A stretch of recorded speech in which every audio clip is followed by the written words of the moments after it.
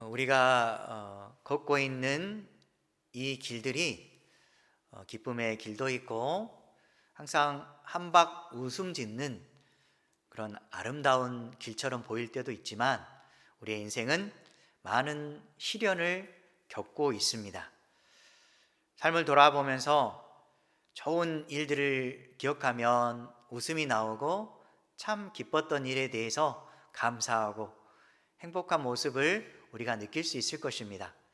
그런데 그 과정 속에 많은 어려움이 있었습니다. 특별히 결혼을 했을 때 이 결혼의 과정이 결코 쉽지 않았다는 사실을 우리가 압니다.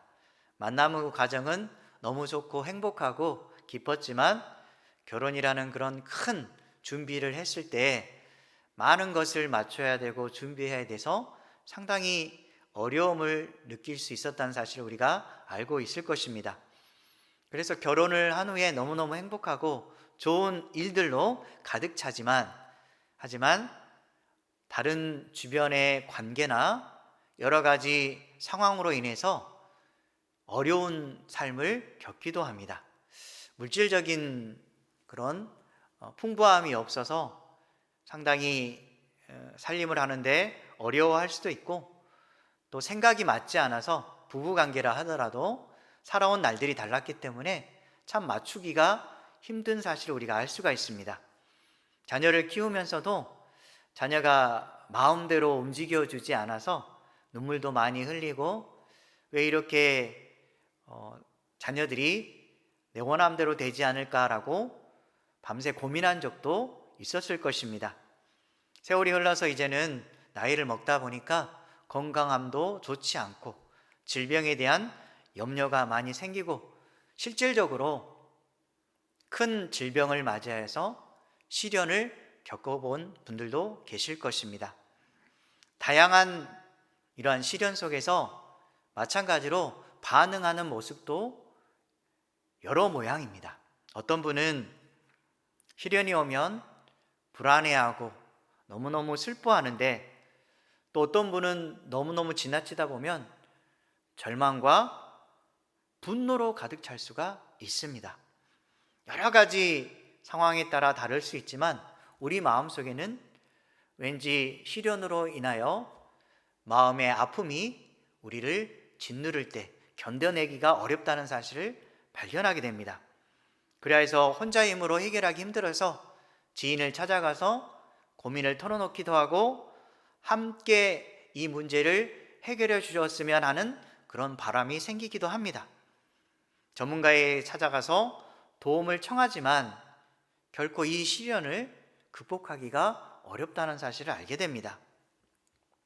그래서 혼자 고민하다가 현실을 부정하기도 하고 회피하기도 하는 그런 마음의 도망자처럼 살기도 합니다.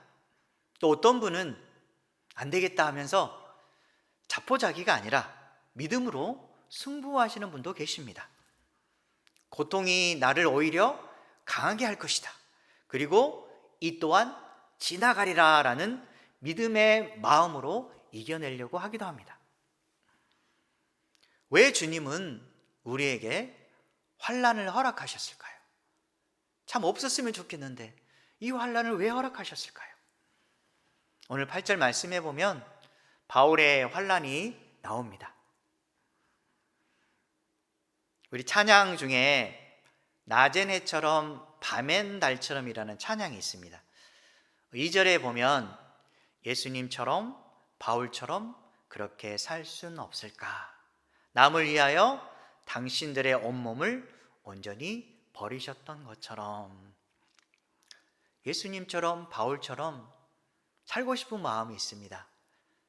주님을 진심으로 믿어서 주님 원하는 사람이 되어서 기꺼이 바울처럼 예수님처럼 우리 온 몸을 주님을 위해서 버렸으면 하는 그런 믿음이 있기도 합니다.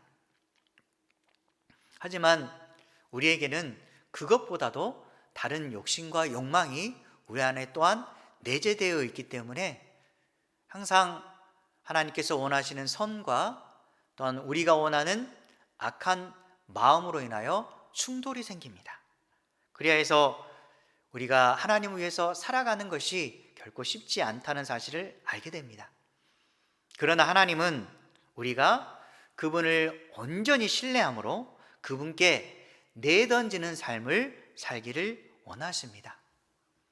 세상을 바라보면서 세상에 꿈꾸는 그런 모습으로 살아가는 것이 아니라 하나님의 비전을 품고 어떻게 해서든 하나님을 위해서 살아가는 아름다운 자녀로서의 삶, 그리고 자녀로서 부모님처럼 자신의 몸을 내던져서 하나님을 진심으로 의지하는 삶을 원하시는 것입니다. 이런 믿음을 원하시는 하나님, 이 믿음은 무엇일까요? 로마서 1장 17절 말씀은 함께 보도록 하겠습니다. 복음에는 하나님의 의가 나타나서 믿음으로 믿음에 이르게 하나니 기록된 바 오직 의인은 믿음으로 말미암아 살리라 함과 같으니라. 오직 의인은 믿음으로 말미암아 삽니다. 세상 것 바라보면 죽을 수밖에 없습니다. 하지만 주님을 바라보면 믿음으로 사는 인생입니다. 믿음으로 사는 인생은 삶에 소망이 있고 희망이 있고 꿈이 있습니다. 비록 환난 가운데 있더라도 주님을 붙잡는 인생이기 때문에 주님이 나를 품어주시고 인도해 주시고 보호해 줄 거라는 그 소망이 있기 때문에 인생이 살아날 수 있는 것입니다. 우리 사도 바울의 길을 보면 그는 주님을 위해서 많은 애씀이 있었습니다. 성경을 기록한 저자이기도 합니다. 사도행전부터 해서 쭉 많은 성경을 기록했고 예수님을 열정적으로 전했던 사람이자 어떻게 해서든 교회를 세우려고 노력했고 자신을 헌신했던 하나님의 사람이었습니다. 그가 수고했던 많은 노력들, 헌신했던 그의 모습들, 그러나 이러한 수고 속에서도 그는 환난을 겪어야 됐습니다. 우리가 잘못 알고 있는 것 중에 하나가 수고하고 애쓰고 주님을 위해서 살아간다면 하나님께서는 모든 좋은 것들로 채워주실 거라고 생각해서 인생의 부유함과 형통함이 함께할 거라고 생각합니다. 이것은 우리만의 착각입니다. 주님과 함께 걷는 그 길은 물론 주님께서 많은 좋은 것들로 허락해 주실 수 있습니다. 하지만 그 길은 십자가의 길이고 고난의 길입니다.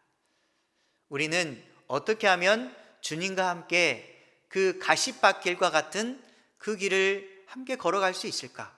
그리고 그 속에서도 인내하며 주님 바라볼 수 있을까라는 그 마음으로 늘 준비하며 살아야 됩니다.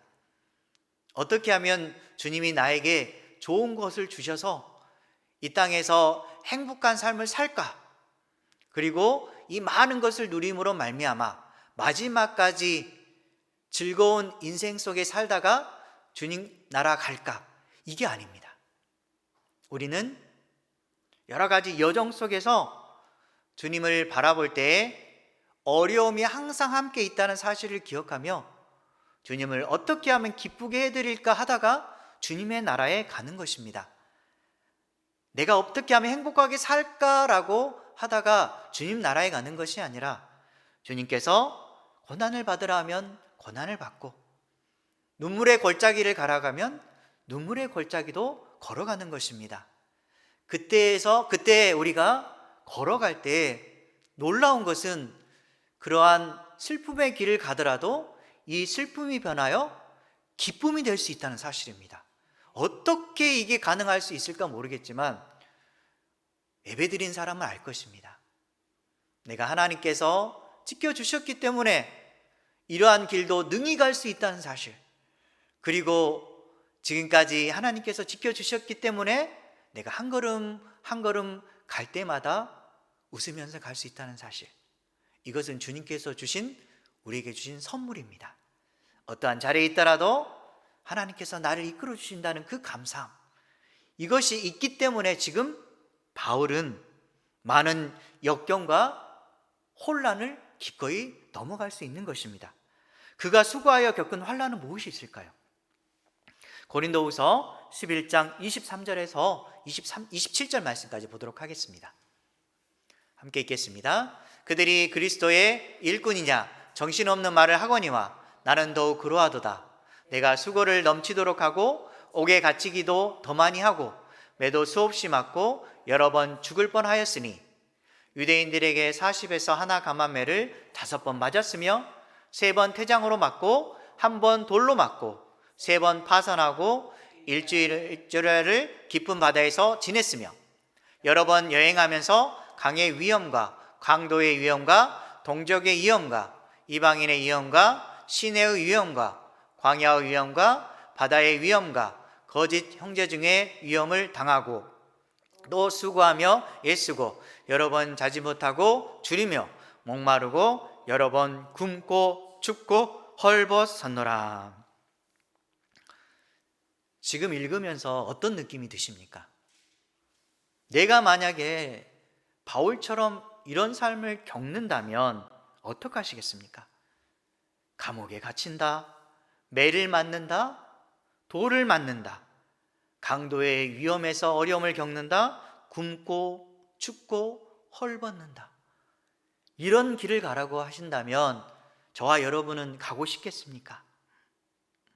결코 가고 싶지 않을 것입니다. 하지만 그가 왜 이런 길을 기쁨으로 갈 수 있었을까요? 자신의 모든 아픔과 육신의 고통을 기꺼이 감수하고라도 그는 왜 이런 길을 끝까지 갈 수 있을까요? 다시 한 번 더 그의 고난을 보면 바울이 아시아에서 당한 환난이 나옵니다. 그것은 오늘 말씀에 3차 전도 여행의 에베소에서 일어난 소요 사태와 관련됐는데 사실상 이 소요 사태는 죽을 정도의 위험은 아니었습니다. 조금 전에 이야기했던 많은 고난이 있었는데 그가 이런 여러 가지 고난을 계속 겪고 또 겪다 보니까 너무너무 그 자신도 버텨내기가 힘들었을 것입니다. 그래서 자신이 이 소요 사태 때는 너무너무 마음의 아픔이 배가 되어서 이것을 견뎌내기 힘들어하는 모습을 우리가 발견하게 됩니다. 이 환난에 대해서 잠깐 말해보자면 힘의 격도라고 여기 말씀에 나와 있는데 힘의 격도라는 말은 헬라어로 에바레세멘이라는 말입니다. 이게 무슨 뜻이냐면 배가 바닥에 실은 짐의 무게에 못 이겨서 가라앉거나 눌러 부서지는 모습이 이것을 가리킵니다. 얼마나 고통이 힘들었으면 심했으면 바닥에 실은 짐의 무게에 못 이겨서 가라앉거나 눌러 부서질 정도로의 아픔이라고 말합니다. 이 표현은 더 강하게 표현하자면 자신이 겪은 환난의 상태를 오늘 말씀처럼 살 소망이 끊어지고 사형 선고를 받은 것처럼이라고 표현합니다. 여러분들이 바울처럼 살 소망이 끊어진 경험이 있습니까? 그리고 사형 선고를 받을 정도로 그렇게 아파해 본 경험이 있으십니까? 물론 이 정도까지 가보신 분도 있을 것입니다. 그때의 마음은 이루 형용할 수 없을 것입니다. 어느 누구도 나를 도와주지 않고 해결해야 될 방법은 보이지 않고 어떤 한 희망 한 날도 바라볼 수 없는 그런 너무너무 아픈 마음이 있을 때 어떻게 해야 될까? 이런 마음이 들 것입니다. 살 소망이 끊어진 그 상태. 그러나 바울이 이러한 상태를 이겨낼 수 있었던 것은 바로 환난 가운데 하나님이 위로해 주셨기 때문입니다. 여러분들도 이 정도까지는 아니지만 살 소망이 끊어질 정도와 비슷한 정도에 이르렀을 때 고개를 들어 하나님을 바라보십시오. 하나님은 우리에게 위로와 소망을 주십니다. 아무리 고통스럽고 힘겹고 무너지더라도 주님 바라보시면 주님께서 우리를 사랑의 눈으로 바라보시며 살 길을 마련해 주실 것입니다. 우리의 상심한 영혼들을 위해서 하나님께서 하시는 일이 있습니다. 시편 147편 3절 말씀 함께 읽겠습니다. 상심한 자들을 고치시며 그들의 상처를 싸매시는도다. 우리의 상심을 아시고 우리를 고쳐주십니다. 그리고 우리가 상처를 받았을 때 이 상처를 싸매어 주시는 분이 바로 우리 하나님이십니다. 자신의 생각과 다를 때 우리 마음에 깊은 상처로 다가옵니다. 마음이 상심하고 뜻대로 되지 않는 것에 대해서 낙담합니다. 저도 마찬가지입니다. 작은 일에도 낙담하고 실망합니다. 그러면 하나님께 소망을 두는 것이 아니라 인간적인 생각에 사로잡혀서 힘겨워하는 내 자신의 모습을 발견합니다. 여러분은 안 그렇습니까? 하지만 그 어려운 순간을 잠깐 잊어버리고 주님께로 마음을 향해 보십시오. 그러면 하나님의 마음이 보이기 시작하고 하나님께서 우리를 향해서 말씀하시는 것이 들리기 시작합니다. 내가 너를 사랑한단다. 너의 상처를 안단다. 라고 주님은 말씀하실 것입니다. 내가 힘겨워하고 고난을 당하면 주님께서는 이미 나보다 앞서서 고난과 상처를 당하십니다. 우리가 그것을 깨달을 때 나의 아픔은 이미 주님께서 당하셨구나. 그래야 해서 나를 위하여서 십자가에 못 박혀 돌아가셨구나. 나의 흘리는 이 눈물이 헛된 것이 아니었구나. 주님은 나와 함께 하셔서 나의 상처를 어루만져 주시고 앞으로의 내 인생을 끝까지 책임져 주시려고 하고 있구나라는 사실이 우리에게 다가옵니다. 인생의 환난을 주님의 마음과 시선으로 보려고 하시기 바랍니다. 주님의 마음과 시선, 그것은 무엇일까요?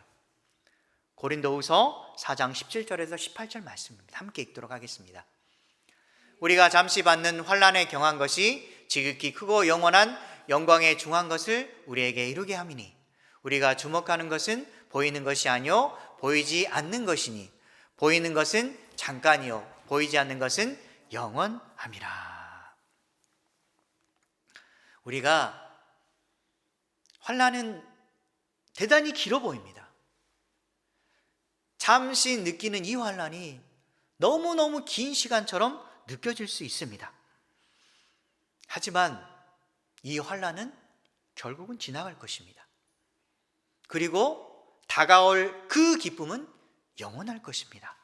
그래서 주님의 시선은 뭐냐면 환난은 잠깐이며 영원한 영광을 위한 준비 과정으로 보시는 것입니다.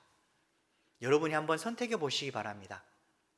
내가 100년 동안 물질적인 풍요로움과 건강함과 행복한 삶을 누리며 살고 나중에 100년 후에 영원한 고통 속에 사는 인생을 선택할 것인가? 아니면 100년까지의 인생은 너무너무 슬프고 어찌 보면 고통스럽고 별로 가진 것 없이 살아가지만 그 100년 후의 삶은 영원한 기쁨과 행복이 보장된다는 그 선택이 있다면 여러분은 어떤 선택을 하시겠습니까? 100년의 기쁨을 위해서 자신의 영혼을 팔아 넘기시겠습니까? 아니면 잠깐 고통을 겪을지라도 그 이후에 영원한 기쁨이 있기 때문에 내 자신을 버리더라도 주님을 위해서 살아가는 인생을 사시겠습니까? 우리는 주님을 위해서 살아가는 하나님의 사람입니다. 하나님을 꼭 선택하시기 바랍니다. 그런데 9절에 보면 우리에게 죽음 같은 환난을 왜 허락하시는지, 왜 주시는지 명확하게 알려주십니다. 그것은 이는 우리로 자기를 의지하지 말고 오직 죽은 자를 다시 살리시는 하나님만 의지하게 하려 함이라. 우리는 해결할 수 있는 문제가 있으면 자신의 능력으로 기꺼이 해결했다라고 생각합니다. 그리고 어려움이 없으면 얼마든지 나의 힘으로 살아갈 수 있을 거라고 생각합니다. 하지만 어려움이 와서 아무리 노력하고 수고해도 결국은 제자리이고 어떤 해결책도 찾을 수 없다는 사실을 인정하고 주님을 바라보는 그 순간 내 자신이 아무것도 아닙니다라고 고백하게 됩니다. 그것을 주님께서 원하시는 것입니다. 오직 죽은 자를 다시 살리시는 하나님만 의지하게 하시기 위해서 우리에게 고난을 허락하시는 것입니다. 그것을 참고 견디고 주님 바라본 사람의 고백은 이렇습니다. 시편 119편 71절 말씀. 고난당한 것이 내게 유익이라. 이로 말미암아 내가 주의 율례들을 배우게 되었나이다. 그의 고백은 고난당한 것이 내게 유익이라고 고백합니다. 그리고 이를 통해서 내가 주님의 율례들, 주님의 말씀들을 기억하고 배우게 되었습니다 라고 고백할 수밖에 없는 것입니다. 극한 상황에서 자기를 의지한 일에 철저히 하나님은 절망하게 하시고 눈을 들어서 하나님만 바라보도록 하게 하십니다. 자신의 인생의 밑바닥까지 가본 사람은 아실 것입니다. 내 힘과 내 능력은 아주 보잘것없는 미약한 것에 불과하다는 사실을 그때서야 인정합니다. 나를 내려놓고 주님 의지하며 주님으로 내 인생을 온전히 채워가는 것, 이것이 우리의 행복입니다. 나를 내려놓고 주님을 위한 삶을 살아가고 내 마음에 주님을 채우는 것, 이것이 우리에게 있어서 최고의 기쁨입니다. 고린도전서 15장 10절 말씀, 그래서 사도 바울이 수고하는 것입니다. 함께 읽겠습니다. 그러나 내가 나된 것은 하나님의 은혜로 된 것이니 내게 주신 그의 은혜가 헛되지 아니하며 내가 모든 사도보다 더 많이 수고하였으나 내가 한 것이 아니요 오직 나와 함께 하신 하나님의 은혜로라. 주님, 저는 기꺼이 주님을 위해서 모든 것을 다 하겠습니다. 주님께서 나를 선택해 주시고 죄악의 구렁텅이에 빠져 있을 때 건져주셔서 하나님 자녀 삼아 주시고 이렇게 하나님 위해서 살아가는 인생을 허락해 주셨는데 내가 어떤 일을 못하겠습니까? 라고 주님 바라보며 주님 일을 열심히 했을 때 비록 매를 맞고 감옥에 갇히고 어려움을 겪었지만 이런 과정을 겪으면서 주님의 사랑을 느끼게 하시는 것은 오직 하나님의 은혜입니다. 이렇게 그가 고백하는 것입니다. 바울은 자신의 약함을 인정하면서도 자신이 자신된 것은 하나님의 오직 은혜라는 사실을 고백하는 것입니다. 주님을 바라보고 의지하며 주님으로 나머지 인생을 채워가는 저와 여러분 되시기 바랍니다. 그럴 때 우리 삶이 이 뒤엉켜진 그런 실타래 같은 인생처럼 보일지라도 주님이 이 실타래를 하나씩 풀어주실 것입니다. 우리가 이 실타래 하나를 딱 잡아서 그것이 풀려가면 모든 것이 잘 풀려갑니다. 주님께서 이렇게 주님의 손길로 우리의 인생을 하나님의 그 마음으로 우리의 마음을 붙잡아 주시고 열어주시는 것입니다. 우리 자신의 인생을 하나님께서는 이렇게 걸작품으로 만들어 주시는 것입니다. 여러분 자신이 비록 환난 가운데 어려움을 겪을 때 나는 왜 이거밖에 안 되나? 왜 이것을 내가 이겨내지 못하나라고 자기 자신에게 실망하여 혹시나 자기 자신을 비하할지 모르더라도 그 속에 계시는 하나님을 믿는다면, 하나님을 의지한다면 하나님께서 우리의 꿈과 소망을 주시며 힘을 주시며 다시 한번 우리 인생을 책임져 주실 때 우리 인생은 걸작품으로 바뀌어가는 것입니다. 그래서 10절에 보면 환난을 통한 바울의 소망이 있습니다.